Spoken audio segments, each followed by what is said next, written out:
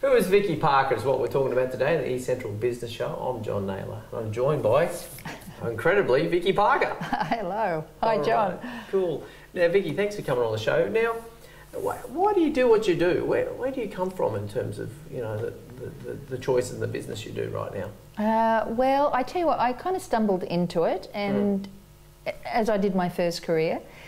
Yeah. But, you know, it's really funny when you can stumble into things. I think I might be fairly intuitive without really realising those choices. But I do what I do because I'm totally passionate about health. I'm passionate about my own health. I absolutely, I don't enjoy feeling unwell, and I just love feeling good. So I like to help others feel good too. Okay, get the most out of life. Yeah, great. Well, let's explore the Vicki Parker story then a little bit and get some backstory on where that comes from, sure. With your permission, of course. Of course. Okay, so start out with, let's say, a high point. What's a high point in your life thus far? Okay. All right. Well, I'll give you two because the first one is meeting my husband. Oh, okay. And a bloke, eh? Yeah.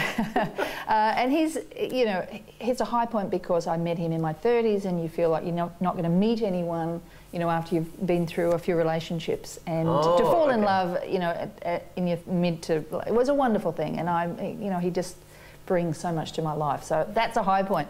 Wow. But actually, you know, really, this might sound strange, but when I first got employed permanently, I got myself a permanent position with the government, and I was 22, and in fact I'd been told by the fellow who eventually employed me, he said, you know, I was too young, and I was very kind of like, you know, how old do I have to be to get this job? Wow. And within 6 months of that conversation, I had a permanent position in the public service in the Northern Territory. So it was a huge high point because it suddenly changed the course of my life. Oh, of course, yeah, okay. Now, how about a low point then? So for, you know, having security, employment, and that sort of thing, what's the low point then in your mind? My mother's death. Oh, yeah, I've very had one of those. painful. Yeah, you only want one in your lifetime, don't you? That's right. And you don't really want it. Yeah. Oh, well, that's not true. You can cope when someone dies at the end of their life and it's ready, it's time, but when they die prematurely, no. Okay. Very so hard. How did you come back from that then? It took at least 2 years, you know, for my grief to be, you know, I was not feeling so grief-stricken. Yeah, familiar. But I think it made me very passionate, even more passionate about health, because my mother was prescribed cholesterol medication. She was on it for 5 years. The doctor never did any liver testing. He never talked to her about any alternatives that she could have managed her cholesterol. And I just felt she was totally, she was totally neglected by the medical service and herself. She believed in doctors. She had such a faith in her doctor. I guess what I took from that was to feel very strongly about people's responsibility in health. Okay. And learning. So yeah, you do take that. Yeah, I certainly took that in. Yeah. Okay. And so what's your message around that then? So if you came back from you know, that low point with a certain level of resolution, right? Obviously, what's your message for people out of that? Yeah, I feel very strongly about people and myself. So this is, you know, as a health ambassador, it's about my own health first. And the message really I have for people is, don't just listen to one source. You have to do your own reading. You need to inform yourself about your body, about what fuels your body, what keeps you healthy, and take in all the information. You know, take what the doctors tell you, take what health practitioners tell you, take what you read, and then figure it out and sort through a course of action. Yeah, well, it seems like every other year something's become the new target as a health benefit, or it turns out that it's a bad thing. And cholesterol, as we well need, there's a whole range of ways you can bring cholesterol under control without popping a prescribed pill. And it may be the answer for some people. I think it's okay if they make that decision, but don't make it without an informed decision. I remember at one point in my life I was prescribed with cholesterol medication. I'm going, I don't think so. Oh, yeah, there you go. See? Yeah. So anyway, but a lot has happened since for me as well. But so if that's your message, and that's so, what does it mean now that you've sort of gone into your own business?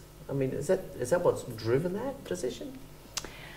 No, actually what really drove that was not wanting to be stuck in an office from 9 till 5. Okay. Truly, honestly, it's about creating a more joyful life that's more interesting and is more flexible. Flexibility, I realised, even though I loved my career, I had a passion, I had a great career. I travelled, I worked in various places, I've been overseas with it, I've been in managerial positions, I've run programs, I've done lots of interesting things in that space.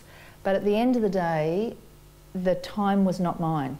I was employed by somebody, and you're responsible to a time clock and So I guess. What was the wake-up point? What was the thing that tipped you over that said, "I'm out of here"? Well, it wasn't that quick, really. It was probably about 10 years ago, or longer. It'd be 13, 14 years ago. And I started seeing people that I worked with. I worked in the sort of the directorate arm that oversaw the whole state. And you get to know people. You get to know people's stories much more there. You're not just in one small office. Okay. And I started to see people, or hear stories about people who were deeply unhappy. But they were trapped financially, so they weren't happy in their workspace, but they couldn't leave because their superannuation wasn't ready. And so people were staying in jobs that they no longer loved. Okay. And I said to myself, John, that won't be you. Don't ever allow yourself to be stuck because you can't afford to move. Sure. So that was I felt very strongly about it, and then about 4 years ago I started to go, you know what, I don't like being in this office, I don't like sitting down all the time, I don't like being in front of a computer hunched over all the time. I really started to feel unease with that. And then last year the tipping point came. I wasn't really doing very well, I really wasn't performing that well. And I also I just thought, I can do this, I can actually leave. I wasn't financially set up, but I thought psychologically, emotionally, you can do this. So I allowed myself to quit. So within a week it was gone. Oh yeah, I'm glad I asked that question. It didn't take too long to get that one out of it, didn't it? That's all right. No, but anyway, so what does it mean? What's this business you're in then? Okay, so I'm calling myself a health ambassador because it's about my health and others, but I am a USANA distributor, so USANA Health Science is my product partner. That's a nutritional... And it makes complete sense now. You've told me that story. Yeah, okay. Health journey, the story, your mother's story, and obviously a desire to get out of, the box you're in terms of government work. Makes complete sense. Yeah, well, yes, yes. Thank you. Good. So what is one word that sums up the Vicki Parker? If we're looking for one word that you used to describe yourself? I was described by magistrates in court of being very optimistic. Okay. Yeah, so are you still optimistic, Miss Parker, they'd say? I go, oh yeah, I am. Okay. Yeah, I believe in people. Yeah, okay. No, that's healthy. It's a very healthy attitude, yeah. And that was sort of misplaced in the magistrates' court by the sound. They obviously, yes, maybe at times. Yeah, okay. Well, look, we're running out of time here, Vicki, in this segment, but, what is it that you're asking people to do? Well, I believe in nutritional supplements. I've been using them for over 12, 13 years, so I'm a total believer because I don't believe our food the quality of food is not there, even if you're eating organic, which I do as much as I can. But, actually it's more than that. It's about supplements, it's about eating well, it's about stress management, it's about having joy, it's about having connectivity. So I guess my message is that, I can be part of your journey on that. Yeah. That we can partner together because you need support when you're changing.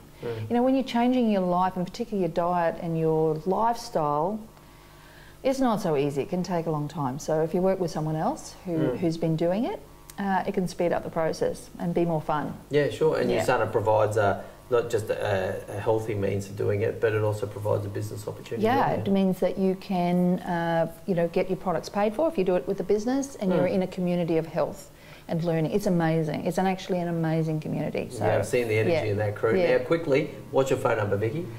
0422 049 690. All right, fantastic, Vicki. We've got to wrap it up on that. We're absolutely out of time. Thank you very much for coming on the eCentral Business Show today. Thank you, and thank you very much, John. Okay, and we'll shake hands. Yes, so let's quickly do that because we've got seconds left. So that's another episode done on the eCentral Business Show. I'm John Nayler.